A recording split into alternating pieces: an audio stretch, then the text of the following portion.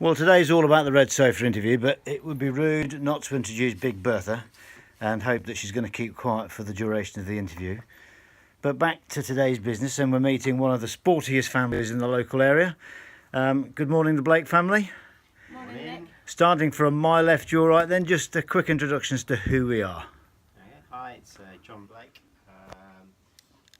I do running mostly, but I'm also a triathlete. Very lucky to be part of this gang of people here. I'm Anne Blake, and 5 years ago I started my triathlon journey, and this weekend I completed my first iron distance triathlon. Woo! And moving on, last but not least. I'm Tommy Blake. I do hockey and running mainly, but also do swimming. I think it's fair to say before we go on to the questions that if we find one of the Blakes, we'll generally find the other two very close by, because it's one of the tightest and most supportive sporting units I think I've ever seen. Going on to the questions then, what prompted you to take up sport, and in particular triathlon then, John? Okay, well, I always enjoyed doing something, and very early on I discovered I'm completely useless at hitting things because I have terrible hand-eye coordination. So I kind of got into running as a result of Anne. She signed both of us up for the Great South Run, and she dropped out actually and left me to run it. But I ran it, and I crossed the line, and my immediate thought was, I'm coming back and doing this next year. And that's how I got into running. Yeah. And then a number of years later, after both Anne and Tommy had been doing triathlon, I thought, I'm missing out on something here, so that was how I got into triathlon. Oh, brilliant. How about you, Anne? How did you sort of start the journey? Well, I've always kind of been into sport. I played hockey at school, then played hockey for a bit, got injured, and moved on to running. And then I got a bit bored just running, and switched to duathlon because I couldn't swim that well. But wanted to get into triathlon, gave myself a bit up the backside, got in the pool, and got swimming. That was 5 years ago, and here I am now. Brilliant. How about you, Tommy? Well, my mum and dad entered me in swimming lessons when I was 3, and that kind of started me off doing sport, taking me down there every week. Yeah. And then I joined football because a friend from school was in the club, so I thought I'd join. And from there it kind of just went that my mum played hockey, so I thought, well, I'm getting bored watching that, so I might as well give it a go. Yeah, it's usually the way around, but yeah, go on. Then my swimming lessons progressed into joining a swimming club, and then a friend was a member of a triathlon club and said I should give it a go. So I went along, and that kind of got me into triathlon, really. And your mum and dad are good role models, really, aren't they? Yeah. Right, I mean, and you got diabetes, Yeah. which would be enough to put most people off, to be fair. Mm-hmm. What has been your biggest challenge today? Obviously, being as sporty as you are.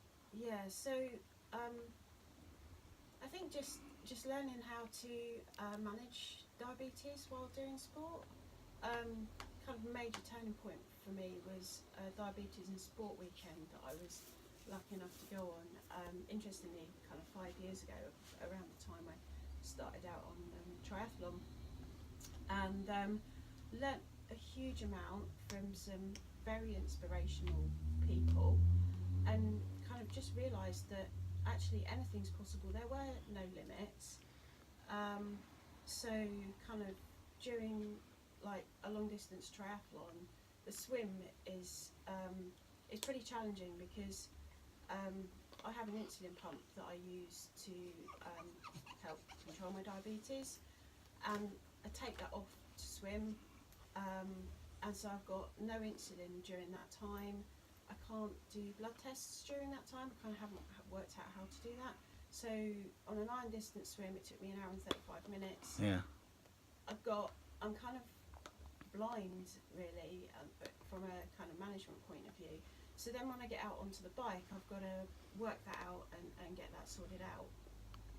And then from there, as long as I can get to a point where I've got things under control, then that's fine. But it's not easy, but you just learn how to do it, and it's all based on experience. Yeah, and I take it for you that part of the experience has been sort of building up by doing smaller events, smaller triathlons and what have you, so you can learn how to manage the diabetes. Yeah, absolutely. But also just learning as I train, really. The best advice I can give anybody with diabetes that wants to get into this kind of thing is experiment. Kind of look at what you learn from that, and then kind of adapt, and just don't expect one day to be the same as the next. Don't expect that you're doing the same thing every time will give you the same results. Yeah. Because every day is different. I mean, the story is fantastic, and I'm sure there'll be lots of people who, if they haven't already, will want to speak to you. Certainly those that have similar conditions who I'm sure will be inspired to have a go, if not maybe at an Ironman event distance, but certainly at something. So congratulations with that. But moving on then, so future challenges for you all. I mean, you've all achieved so much in the short space of time that we've known you. What's on your radar, John? I'm going to be doing the outdoor half iron distance race next May. It's going to be the furthest that I'll have done a triathlon. Yeah. And it's going to be the longest race that I'll have done. So that's going to be my big challenge next year. Brilliant. And is there anything else that you need to achieve? Well, I've got a bit of a bucket list. Does that surprise me? But as for what's next, I'm not sure. I need to kind of let this sink in and kind of make up my mind. But I'm going to go and do the Outlaw Half with John next year. Yeah, brilliant. How about you, Tommy? I'm going to try and find a 10k race to do and try and go sub 50 minutes, 10k. You'll do that. I've got absolutely no doubt whatsoever, especially with your support network.